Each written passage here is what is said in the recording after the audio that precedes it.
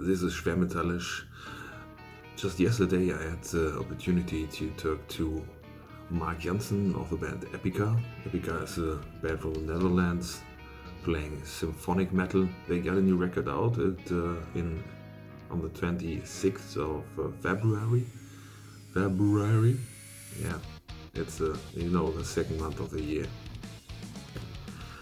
And I talked to Mark. He's a nice guy and had a lot to say about his surroundings, the band, and recording and arranging music. So sit down, have fun, and most important of all, stay safe. It's Mark Jansen of EPICA fame. Hi! Yeah, he's sitting in the closet, but it's a fine closet. Yeah, it's here's actually where the album, where I recorded my vocal parts for the album, because I got sent to the closet because my girlfriend, she's doing at the same time recording session in the same house, and she doesn't want to hear me talk. She said, so I had to go to a room where she cannot hear me, where I don't interfere with her recording session. Yeah, that's it. When you're living with a woman, you have to follow suit. Yeah, when you're both musicians and both in a lockdown situation, you have to find a way to make sometimes things work. Yeah, of course. My girlfriend is in the living room, and I think she's training, doing sports, and this is my man cave, and I'm sharing it with a cat. So sometimes in the midst of an interview, he comes right into the room and starts to poop. Poop even. Yeah, that's like, that wasn't me. That sound wasn't me. It was a cat. I assure. But it really was a cat. Yeah, I know all about it. I have 6 cats myself, and I get also sometimes the cat interference. Oh, that's a catastrophe. So of course I researched a bit, because I'm not the greatest mega fan of every Nuclear Blast band there is. There's a lot. Sure. But of course I researched a bit, and I found out that you have a master's degree in psychology. That's right, yes. That scared me a bit. I'm just reading your mind, but next to that, it's all fine. How does it make you feel? Yeah, man with beards, you always have to be careful. Yeah, it's before the pandemic. I was stroking my beard constantly, and now it's like you shall not touch your face. So it's a bit strange for me, because I really love my beard. So yeah, but as long as you don't touch your nose, because when people touch their nose often, that means usually that they're lying. No, I'm brutally honest most of the time. So what do you think about EPICA? Oh, well, it's a nice band. I have to admit that I am not the greatest fan of female vocals. I'm just starting to get into that, because I'm Be brutally honest. Be brutally honest as you can get. It sucks. It sucks. No. I cannot. What's the word in English for that? It's like your picture froze. Yes. Yeah, that's what happens maybe in the closet. There you are again. No, it's not that it sucks. It's I am not one to judge vocals like that, because it's more on the symphonic side of vocals, and I'm not what's the word for that? That is not my department. That's a very how you say that, diplomatic way of saying it. Yeah, I cannot judge it from a point of someone who really knows what he talks about when it comes to classic vocals. Yeah, sure. Most of the vocals I review are more heavy metal vocals or rock vocals, and most Yeah. of those vocalists are not classical trained Yes. singers. So that is a whole another department, and I can appreciate someone being very good in what he does or she does, but I don't have to like it either. No, sure. It's even I like when people say that what they truly like, rather than pretending. That's what we are coming back to the nose thing, when they're pretending that they like it, when you see actually that they don't like it at all.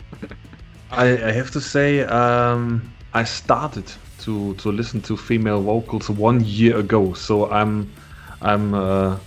was at a concert of the band Tennis. I don't know that. That's Cindy Maynard is a vocalist of that band, and it's very 70s like, more 70s rock with a bit of prog and very fairy tale like surroundings, but it's pretty great. And I reviewed it and was at the gig with my brother, and everyone was very nice, and so I started to think, okay, maybe I will start to listen to more bands with female vocals, because I think psychologically I know where this comes from. I like to sing along, and if I cannot sing along, or my fragile masculinity is somewhat not attacked, but it's fragile in that way that I maybe I hit the notes, but it's like I don't want to hit the notes. I can sing pretty high, but it's like well, that. if you can hit the note without squeezing the balls, then you hit pretty high notes. Yeah, I don't know if I can hit the notes of Simone, but there are quite a few notes I did hit, and where I thought, okay, my head voice is really thin, and it's not very it's very sharp, but it has no power. It's not like the guy from Manowar, Eric Adams. He's like, okay, he sings in a very high pitched voice, and it's like there's 100% power, and that's with me it's maybe like 40% power still available. I got more power when I go very deep. So So you have a more deep voice. Yeah, and you do the harsh vocals in the arrangements, and the funny thing about harsh vocals is I can go really deep, but I can't go harsh. Yeah, it's a technique. I think everybody can learn it, but you have to develop it. It doesn't usually happen from one day to the other to most of the people. But if you learn how to manage it, then everybody I think can learn it. I always have the feeling that I rip my vocal cords to shreds doing this. It's like I can sing really high, like hours on end, and my brother is more on the other side of the spectrum, and if I go like that, it's like, okay, maybe one song, and after that I'm done for the evening. So but in the beginning when I started doing it, that was like 25 years ago. Then the first time I was hurting my voice as well. But then at a certain point you find your way, because it should never hurt. When it's hurting you, then you have simply the wrong technique. But then with the right technique, you can endure it, and then you can also sing evening after evening without any problems. Because with the wrong technique, you can I think do harm to your vocal cords. Yeah, to be honest, I don't think I have a technique. It's more like, let's do it. And everybody has some sort of technique when you sing, but I think when you really get at when you when somebody teach you how to sing, then that is always the best, because then you know you do it the right way. That's about the normal voice. That's what the grunts the same. When you know how to use your voice in the best way, then you also take care of your voice. And but with me, it was kind of a trial and error. And later on, when a voice teacher, paid attention to what I was doing, said, "Yeah, you have the right technique, but you got it. You learned it by yourself in one way or the other." That's a nice compliment. If you find it out for yourself and it's right. Yeah. Okay, you're brilliant. Yeah, I breathe the same way as any professional singer, and just use my guttural voice then in a way, and I managed to do it that it's in a natural way still, because it's not actually a natural thing to do. But if you do it in a kind of way that is technically okay, then it's all fine, and you don't have to worry about a thing. Okay, so about the interview part of this chat, I brought a few questions along with me. So who did the cover artwork and what does it symbolize? Yeah, it's a German actually, Stefan Heilemann. We work with him already for many years. He's a great artist, and we always send him the lyrics and the music and a short description of what the lyrics are about, and then he starts working. And it was merely a matter of details in the end, that we asked him to put some symbols in and change some little details here and there. And all the rest, he really got it.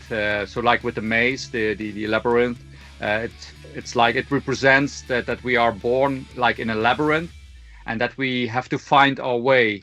And when you find your way to the middle part of the labyrinth, then you can solve the questions of life. That's the meaning behind it. And some people stay in one corner of the labyrinth their whole life, and they are fine with that. That's also completely okay. But I'm the kind of guy that finds his way around and sometimes bumps his head to the wall, and then you go a new direction, and then you find your way, and hopefully to solve the mysteries within life. Yeah, and there's a lot of them. So Omega usually means the end of a chapter. What does this title mean for EPICA? Yeah, Omega refers to the Omega point. That's a theory where we are, as humanity and the universe, fated to swirl towards one point of unification. And we didn't like the Omega point so much as a title for the album, so we just did Omega, because we thought it sounded stronger, shorter, better. Oh, okay. So no, not to worry for the fans that you say, okay, we call it quits. No, we don't. But if for whatever reason the COVID situation gets out of hand, then it's unsupposedly becoming the last album anyway. So. Yeah, this is a situation I would never have thought of enduring in my whole life, and I thought 2019 was a really shitty year, and then came 2020 and said, "Hold my beer." It was really. 2020 was even worse. Yes, of course, but I really think this year will be better. You think so? Yeah. I got a feeling. I got the feeling it's not at all better yet, but I hope that you're right and that it's gonna be better. So that would be great. Maybe it's kind of mirroring the last year, like in the complete opposite. We started with a good part of the year, and then it got worse. And I think maybe this year it's a difference. It's like it starts really shitty, and it gets better and better. I hope so. Trump is gone, and we have a vaccine. We have multiple vaccines to to protect the people, and so I think everything will turn out fine. I will think maybe in fall everything looks quite better than now. Yeah, fingers crossed. I hope that you're right. I have to see because I don't have too much expectations for this year. I just take it the way it comes. So if concerts start happening at the end of the summer, like some think, then I would be very happy. But if it doesn't happen, then I'm not too disappointed either, because I already expected it kind of to be a little bit too early for the end of the summer. Yeah, I'm not expecting it like I will burst out in tears if Rock Art doesn't happen in May, but yeah, it would be really nice if I could go to a few concerts this year, and even if it's in October or later. Yeah. They're gonna do some tests also in the Netherlands, and they did already some tests in Spain, how to make it possible to let some concerts happen. And the test results so far are very good, and the ones in the Netherlands still have to take place. So let's hope these results are also going to be good, because for our profession, it's kind of crucial to be able to play shows. Just albums that everybody knows, it's not enough for an artist to make a living from. In the past, yes, but nowadays you can forget about it. Yeah, it's mostly merch. Yeah, merchandise. Luckily, we still have a merchandise online shop, and so there's some income. But some smaller bands, I really feel sorry for them. Without any shows and a lot of investments, it's a terrible situation for many of the smaller bands. And for the venues too. The venues too, and crew members like without job. When it was just 1 year, it was already hard, but people could survive. But now you hear really stories like that a lot of people in the business are really suffering. Yeah. So Rivers is a song where I can't pinpoint what story is told there. Please enlighten me in this case. Yeah, the song is written by Rob, our bass player, and the idea came to his mind by a dream that he had. He was in the dream, he was drowning, and then he woke up and he had the starting point for the song in his head. So he right away thought about the basic concept, and then he told his idea to Simone on it, and she made a lyric with his thoughts about drowning in mind, and then it came to be. So it was kind of funny that a dream can result in a song on an album. Yeah, I mean it's like Doc Brown slipping in the bathroom, hitting his head, and thinking of the flux capacitor. So why not? Yeah, and the funny thing was also the even more funny thing. I didn't know about this story when I had already a lyric written about the state between sleeping and wakefulness. The Twilight Reverie song is dealing about something that he experienced actually without me knowing it. So there was his lyric written about it, and he experienced the thing that I write about in the lyric. So it's sometimes these funny coincidences happen. Is that like the sleep paralysis?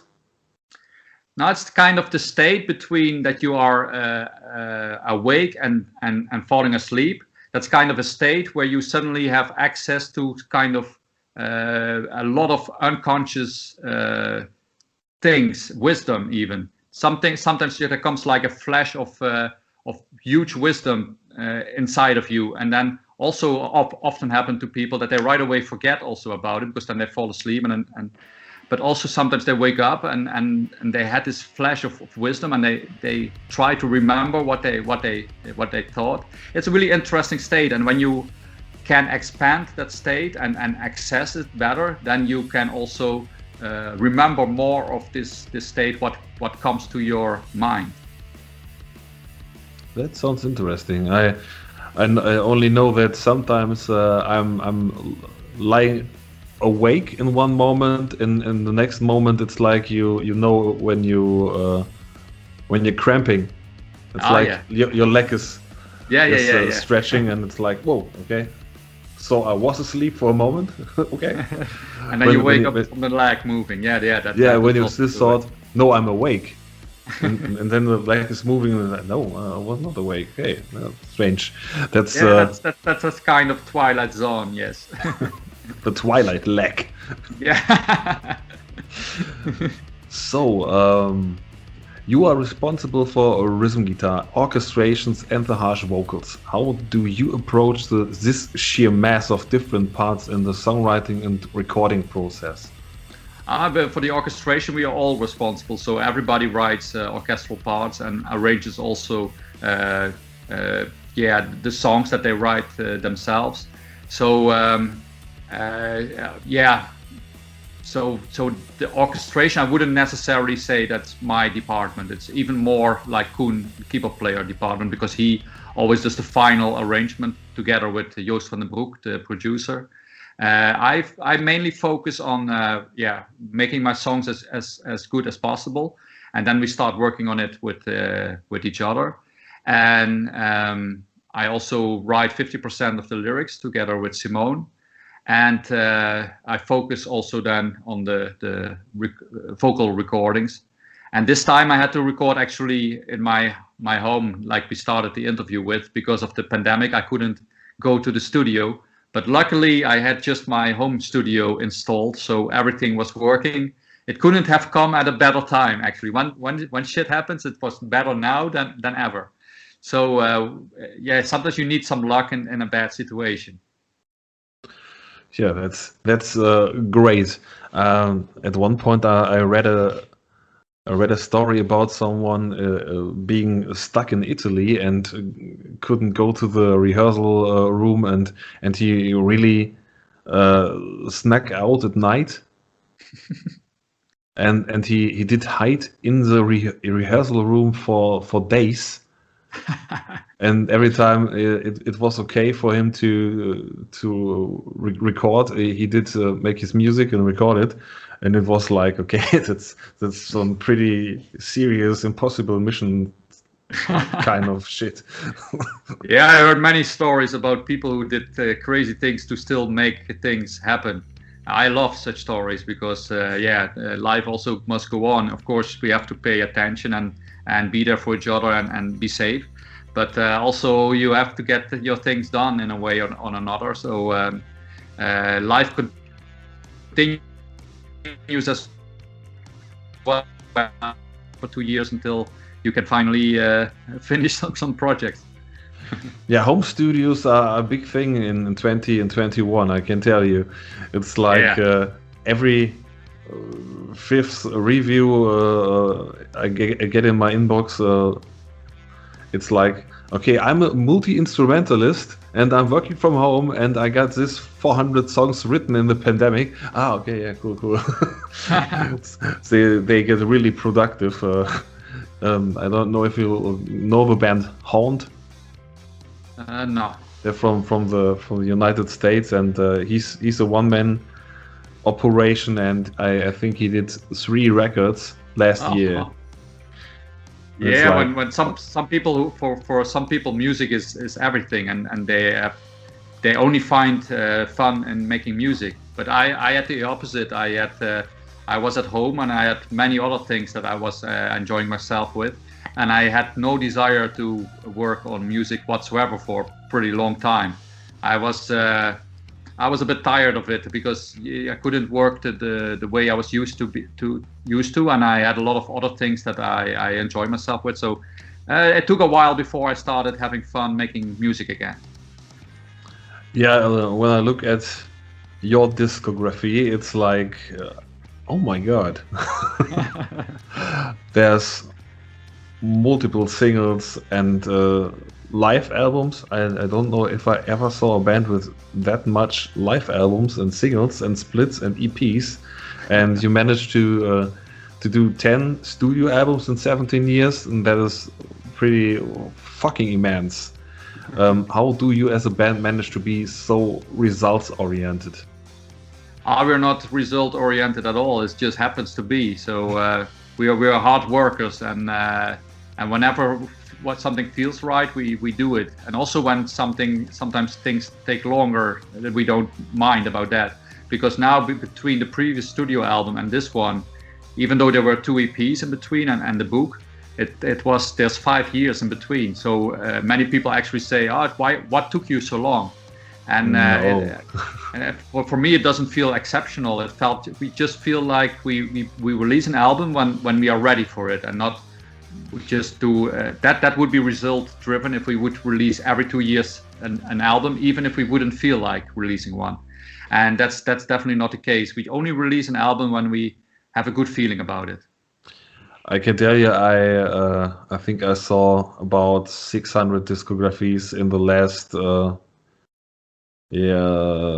since May 2019, Wow.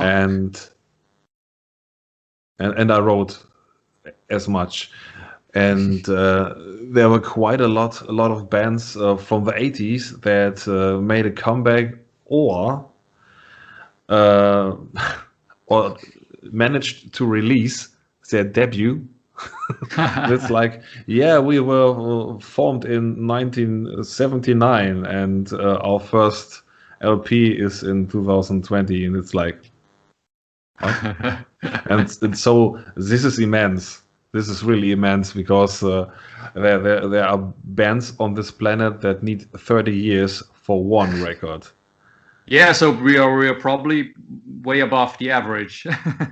And I can tell you that I think 70% of the new wave of British heavy metal really needed a long time to record their LPs, because we had, I think in that 4 years we had about 500 bands, and the really famous ones are, I don't know, 40 of that, and the rest, it's like, okay, I'm playing a demo and or a single, and then life happens, children, I don't know, school, work, the apocalypse, obviously, and after that, you say, okay, let's do an album, and so this is really crazy much. I have to scroll 2 times to go through this.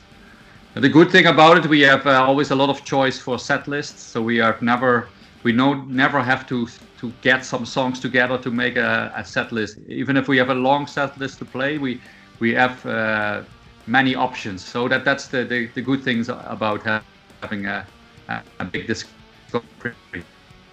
Yeah, this has an upside and a downside. It's like we have a completely new set list, but 3 of my favorite songs are gone. Yeah, that happens too. Yeah. But sometimes you have to change the set list a bit also to keep it interesting for yourself and for others. So some songs keep ending up in the set list because people ask for it, and some other songs we do a lot of rotations. Yeah, and I think there's always fan favorites where you as a musician think, I don't want to play that anymore. Please kill me. Yeah, luckily not. I don't have the feeling with many songs, but it happens with some songs that people ask, and that the ones that I don't like to play so much. But then we just don't play it too often.